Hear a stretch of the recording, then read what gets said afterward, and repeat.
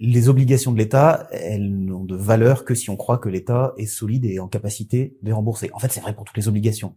C'est pour ça que je pose la question des obligations d'entreprise. Une obligation, c'est une dette. C'est quelqu'un qui vous dit, OK, j'ai pris ton argent, promis, je te le rends.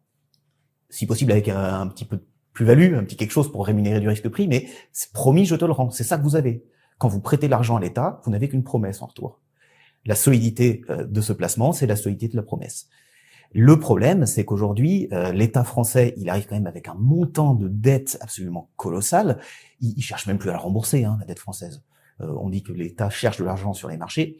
C'est juste pour faire rouler la dette, c'est pour rembourser les échéances passées qui arrivent. Il faut rembourser. Qu'est-ce qu'on fait? Les poches sont vides. On réemprunte pour rembourser. Vous êtes un ménage. Si vous faites ça, vous passez en commission de surendettement dans les mois qui suivent. Ça tient pas. Quand vous êtes un État, vous pouvez le faire beaucoup plus longtemps. C'est ce que fait la France depuis des décennies.